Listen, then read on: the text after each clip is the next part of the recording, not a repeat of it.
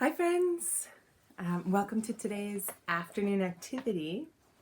Now we are going to do a cool art project where we're using lots of different materials to make a giraffe. Now I'm going to show you the one I made, and then we're going to talk about it a little bit. Now as you can see, I have a lot of different materials here to represent different things. So here's my giraffe. And then if you can see, these are all little pieces of brown paper I cut up to make the pattern on the giraffe. Because you remember from our picture, oh, where did I put it? There it is. See the pattern? So I used pieces of brown paper to make that pattern. And then here I have some pipe cleaners that I cut up to make the hair on the back of the giraffe's neck.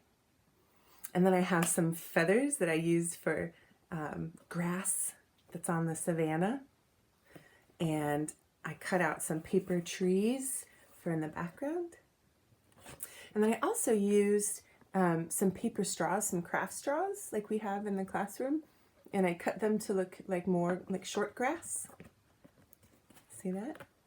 And then here's my sun in the sky. I started with just a yellow circle, but then I wanted it to have more texture, so I put some tissue paper in there.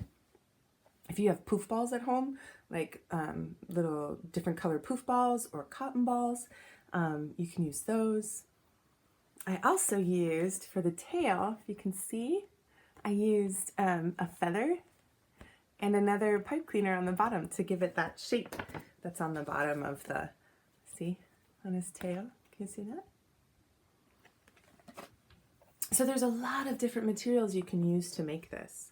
I'm going to show you a couple of the ones that I have, and I'm going to show you another picture of someone else's version and what they used, and it'll give you some ideas of what you can gather in your house to make this. But really, you can make this with almost anything you have in your house.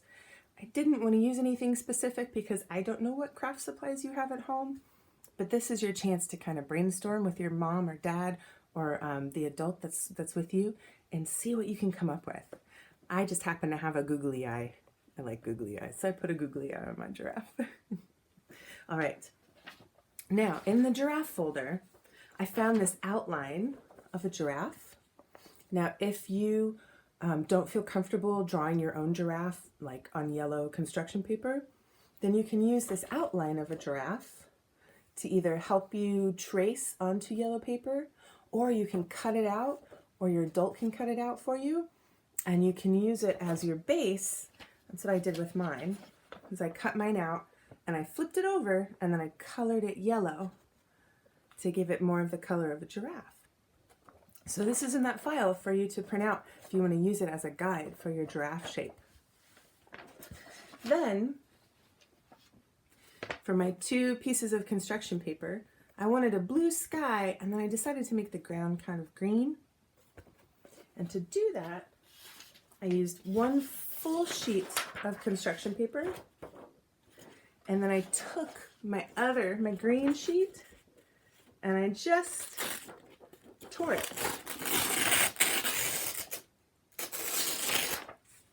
And then that gets glued onto here to create the ground. Now I didn't tear it very carefully because I would prefer it come all the way over here, but I can tear more green construction paper and glue it on there to create the ground. So then this is the sky and this is the ground. Now I also used some black construction paper, the brown construction paper to cut the shapes for the pattern. I used tissue paper. I used the pipe cleaners that we have that are bendy that you can make into different shapes. And I'm going to show you the picture that someone else made. If you can see, now this one's really fun. They drew their giraffe by hand. You can see that. And then they used a googly eye like I did, but they used a pipe cleaner for the sun.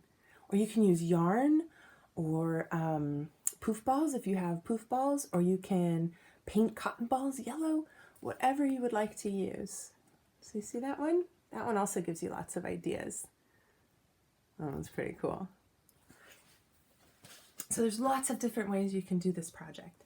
I will put a list of supplies needed in the description of the video so your adult can look through there and help you gather everything you could use. But really you just need your imagination and whatever you have on hand, and yeah, just have some fun.